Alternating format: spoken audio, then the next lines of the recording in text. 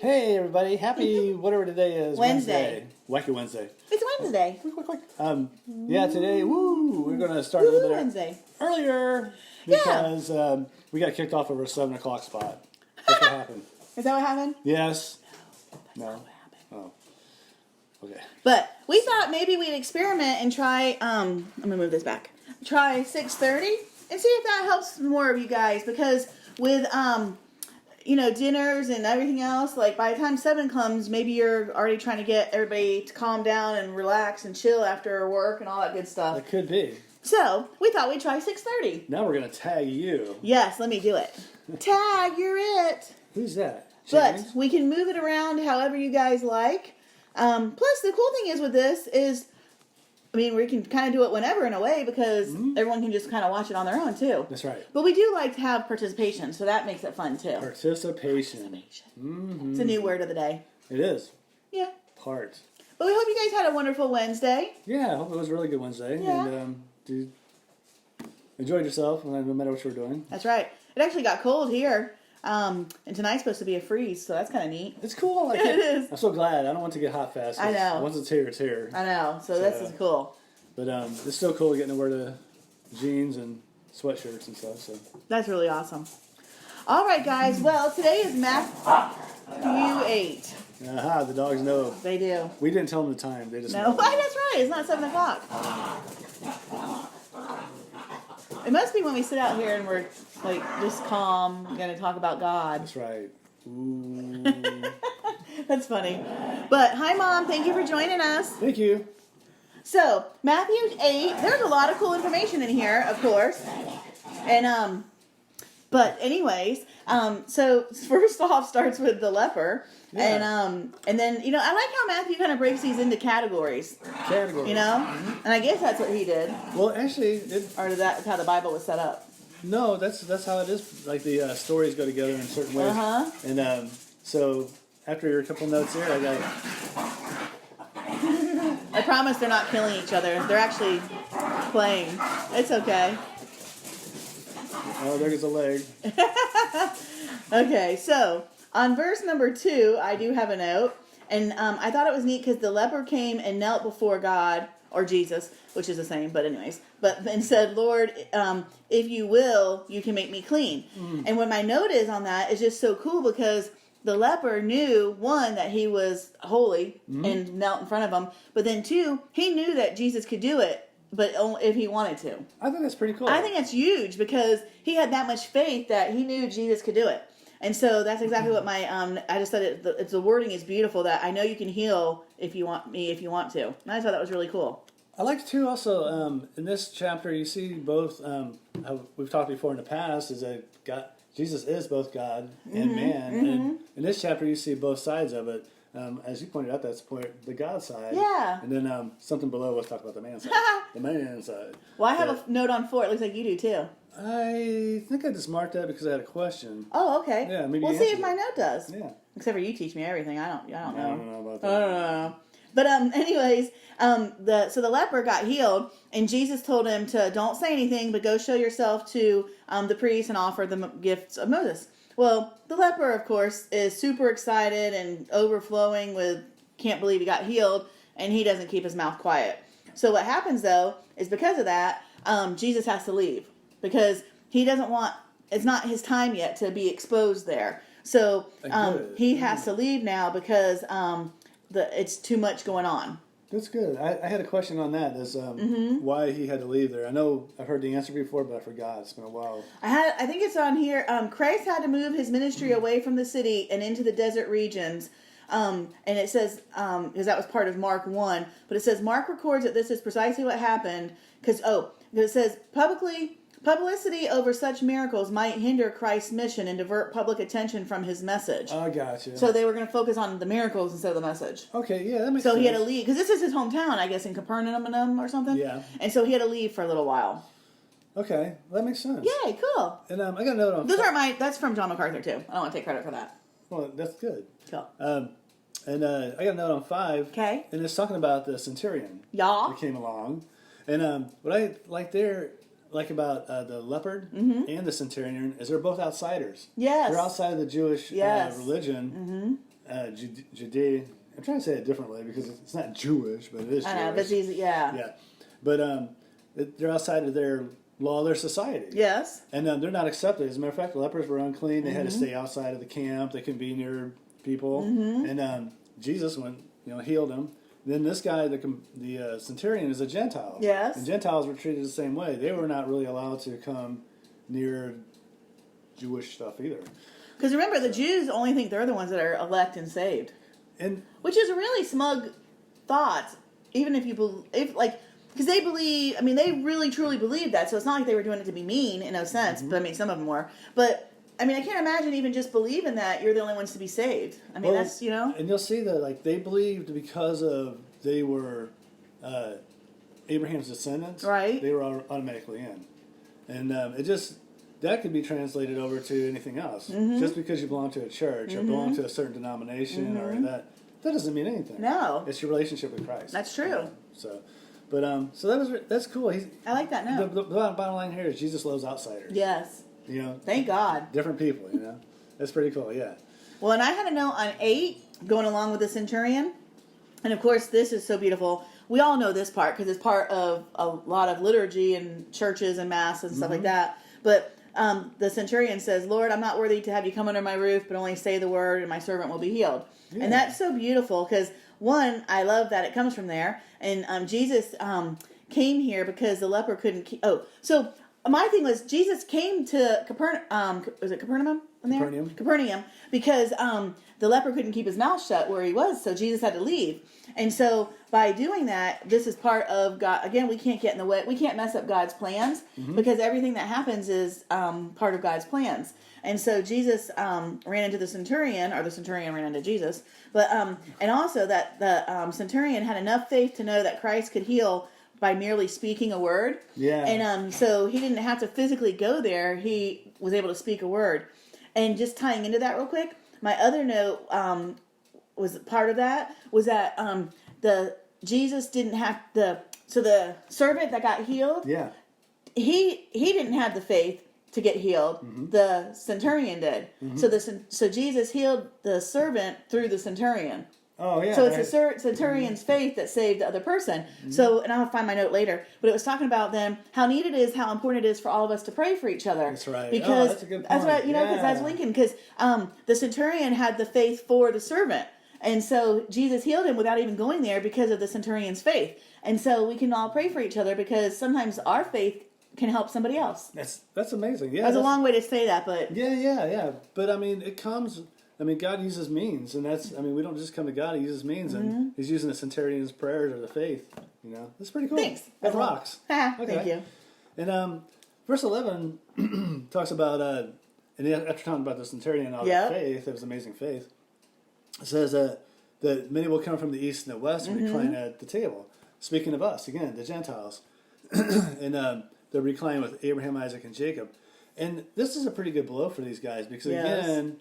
They're thinking because we are from Abraham physically, that we're of Abraham spiritually. Right. And so, and all of us read Galatians not too long ago, and I put a note from there, was Galatians 3:9 says, so then those who are of faith are blessed along with Abraham, the man of faith. So it's the faith that makes us in one connection with Abraham. That's true. Trust in Christ. So well, not our background. Yeah, and what's neat, we technically all are from the same thing anyways, which is Adam and Eve. That's right. way little pieces we are. That's right, yeah. So it's weird the Jews would think that they're any different, Yeah, but I like that. It was cool. I was going to say that you said exactly that scripture in Acts. It talks about all nations come from one man. So that's pretty cool. Sorry. You're welcome. Got it. All right. What you got next? Well, I already did my 12 and 13 was the notes I already talked about. Oh, okay. I do have a note on 17. Well, I got a note on 14. Well, you win. I beat you. Okay, so an interesting factoid, so people can remember this, is Peter had a wife. Oh, Peter did? Yeah, Peter was married. Oh, yeah, because he has a mother-in-law. That's right. You don't have a mother-in-law without a wife. That's how you do it. Right, Mom?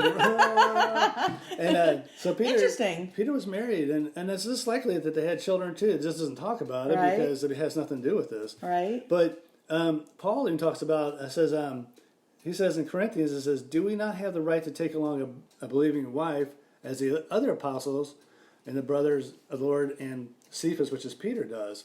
So Paul says that he could have took along a believing wife like Peter. Mm-hmm. So actually, Peter's wife was with them. That's interesting. I mean, he actually traveled with them. So I know it's hard to believe because we don't think about him as having been married, and some of the other apostles are married too. And we don't think about that. No. But they actually had real families, real lives, and what's cool about that is God can use everybody. That's true. I think that's so cool. It is. Yeah. It is. That's really cool. It's amazing. And Jesus healed his mother-in-law. Yeah, he healed his mother-in-law. Yeah.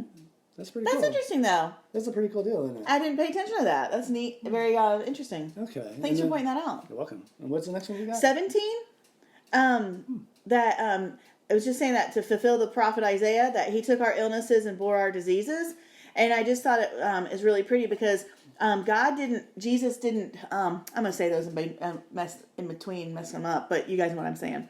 But Jesus, when he healed people and healed all the sick and cast out the demons and all that stuff, he takes it all on. It's not, that's how I think he gets rid of it, is by taking it on. Oh, okay. And so, because it kind of said he took our illnesses and bore our diseases. And so that also, if you think about it, that's a lot of weight and that's a lot of heaviness. Heck and yeah. it would wear you out and exhaust you too. That's amazing. Yeah. So I thought that was interesting because then it ties into something later. That's pretty cool. That's good. Good. I love that. I love that. I thought it was neat. Pointing out the Old Testament. Well, I did have a note on 20 and 21. 20. There it is. And this is when he's the cost of following Jesus, and he was saying that because the scribe came up and he's like, and then it's cool because the scribe is Jewish and he wants to come follow Jesus, but he doesn't realize what he's saying. He doesn't realize how hard that's going to be. Yeah. And so Jesus is trying to say to follow me it's tough, and there's no rest because even foxes have holes and birds have nests and blah blah blah. But it said I just had my notice. This is the name Jesus used for him. Oh, this is the name Jesus used for himself more than any other when he says, I'm the Son of Man. Uh-huh. It is used 83 times in the Gospels, and it's always by Jesus himself. Huh. And it was a messianic title with an obvious reference to the humanity and humility of Christ. Yet it also speaks of his everlasting glory. And Jesus is explaining to follow him isn't easy. So when he calls himself the Son of Man, Jesus is saying that he's human, showing all his other sides. So I thought that was kind of neat. That's good. And then on 21, it said, when the guy says, well, let me, one of the disciples said, let me go, I want to come follow you, but let me go bury my father. Uh-huh. I always thought that meant his dad was dead. And Jesus was saying, no, let the dead bury the dead. That's kind of what I always thought it meant. Yeah. It doesn't mean that. What does it mean? It means, you probably already know this. I don't know. But it says, Sure. this does not mean that the man's father was already dead. The phrase, I must bury my father, was a common figure of speech, meaning, let me wait until I receive my inheritance. He wanted to wait until he got his inheritance and everything was tidied up and everything was done. And you know how like we do. We go, okay, well, I'll do this when I get all this done. Okay. And so he's saying, I want to get all this stuff done and in order before I come follow you. And Jesus is like, no, that's not how it works. And waiting on the inheritance. I noticed like in scripture, there is a lot of what they call Jewish idioms. Idioms? Idioms, Uh-huh. yeah. And so, knowing, and that's what helps to know who you're reading because when you're, some things are said in one gospel that's not said in the other. Mm-hmm. Well, the reason why is because one is talking to Jews and one is talking to Gentiles. Yes, that's a good basically. explanation. Or either Greek Jews or something. But so there's a reason why. But it's neat I like learning something. I know that was neat because I always thought I just assumed that it meant that he's dead. And he's like, oh, well, I thought it meant he's dead, so don't worry about it. Let the dead bury the dead. Yeah. But he's not saying that. The guy, his intention, because it was a common phrase, was, oh, I want to wait and get my inheritance and everything's in order. Oh, that's cool. So I thought that was really neat. It brought a different light to that. That's good. Yay. Yeah, I think. There you go. Think about it. So then, I'm sorry, I have a note on 24, too. Well, how about that? And this is when Jesus calms a storm. And again, I always knew this one, too, because these are very popular, but I didn't know what they always meant. But, so there's a big storm, and Jesus is asleep. And we all hear that, and the disciples are like, wake up, what are you doing sleeping? There's a big storm, and Jesus is like, whatever, calm the wall, stuff. Well, Jesus, what it is, too, just before the disciples saw one of the most awesome displays of his deity, because, he calms the wind and the waters, they were given a touching picture of Jesus' humanity. Oh, that's it. That's what I was going to tell you. That's good. You got Cool. that, yeah. He was so weary that not even the violent tossing of the boat awakened him, even though the disciples feared they would drown. And again, he took on the sins and the burdens and the sicknesses, and he took that on and was so weary himself, but he's just sound asleep. So I just thought that was interesting. That is really good. Yeah. That's what I was talking about earlier, and he pointed it directly. That's exactly the verse I was thinking about. That's cool. And yeah, Jesus was truly God and truly man. And, that's pretty cool. And tired and sore and everything else. And there's a lot of really great reasons for that. You had to get more into theology, and maybe one day we can get into some easy talking theology, so we can understand why Jesus had to become man. And it makes sense once you understand it. You're like, oh, well, okay. That's true. I like that. You put your little scholarly hat on. But okay, I do have a note on 29. you take it away there. I know. I'm sorry. I really enjoyed it though. It was like really a lot of fun. But this is when you start talking. He shows up to that Gardarenus, and the two demons are there. And so, anyways, I think it's interesting. So they're like, "What do you?" Again, the demons know God.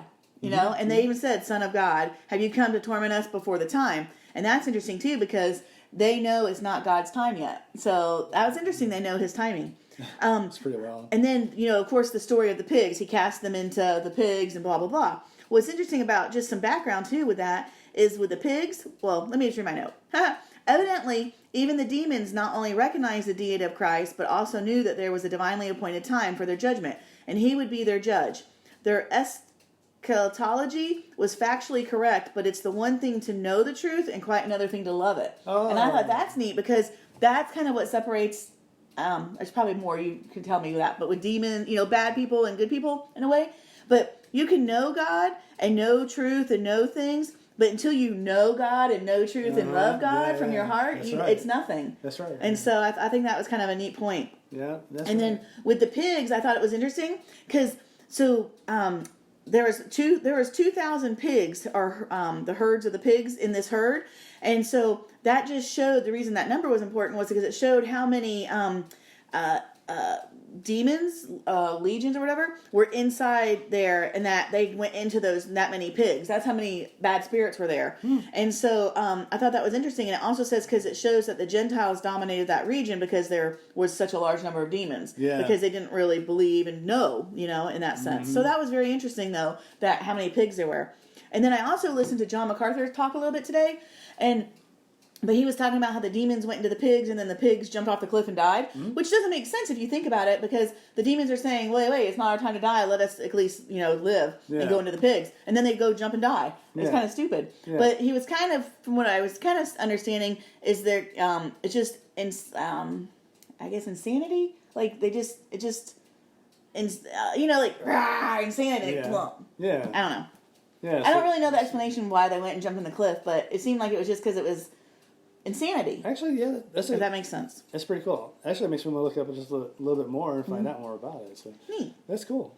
And that's the last of my notes. Well, that's good. Yeah, you had some really great notes in there. It was a fun chapter. It really was. And so that's it for that. And we hope you liked doing this earlier, because it's just might make it easier on everybody else. And again, like, you can watch it anytime you want to. Absolutely. But we always love having you join us. And Mom, thanks for joining us too and taking care of the dogs. Mom had doggy duty. She's a good grandma. Duty. So. All right, guys. Well, we love you, and we'll see you. What's that? Oh, Mom's got her music on. But we'll see you tomorrow on Thursday with Matthew number 9. Love you guys. Bye.